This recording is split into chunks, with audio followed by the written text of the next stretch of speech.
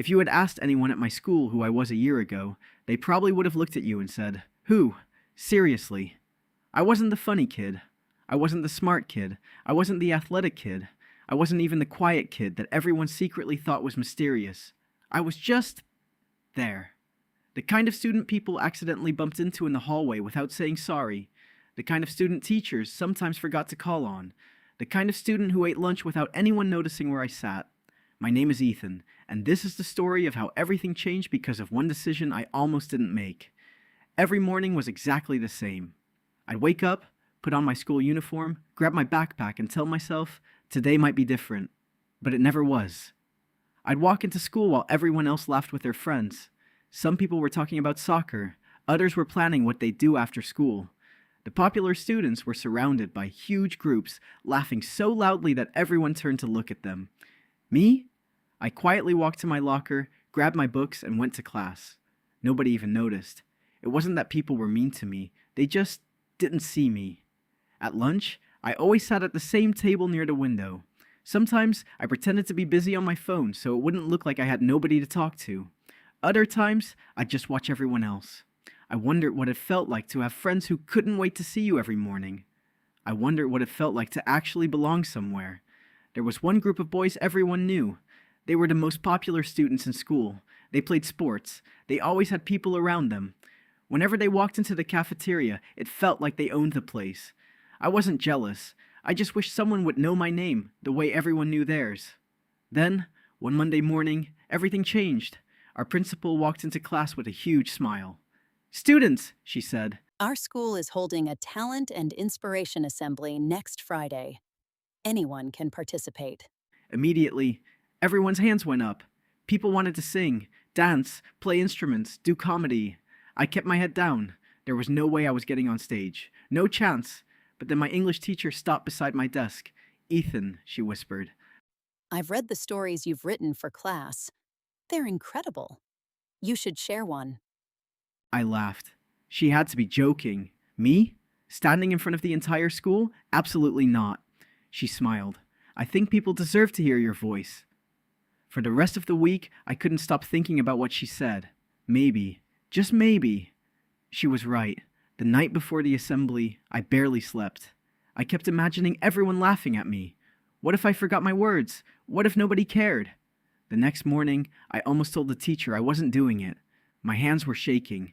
My heart felt like it was going to explode. Then they called my name. I walked onto the stage. The lights were so bright I could barely see anyone. I took one deep breath. Then I started reading a story I had written. It wasn't about superheroes or magic. It was about feeling invisible, about walking through school hoping someone would notice you, about pretending everything was okay when you felt completely alone. The room became so quiet, you could hear a pencil drop. Nobody was talking. Nobody was laughing. They were listening. For the first time in my life, people were actually listening to me.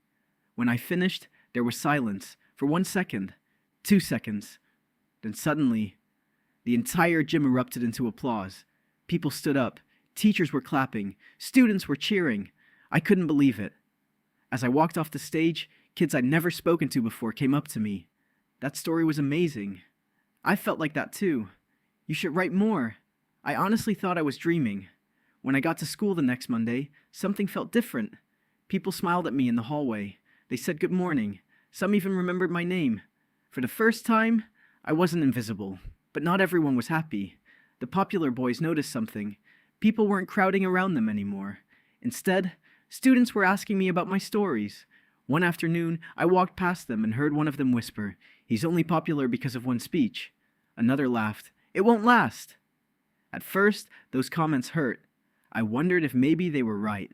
Maybe everyone would forget about me next week. But they didn't.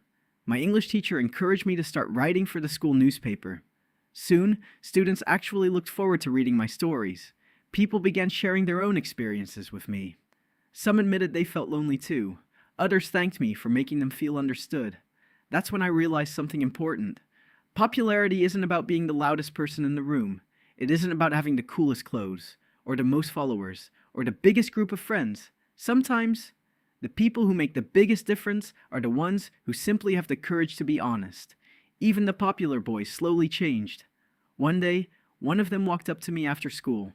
He looked nervous. He said, "Hey, I never told you this, but your story reminded me of my little brother. I guess I judged you too quickly." We ended up talking for almost an hour. Turns out, he wasn't as confident as everyone thought.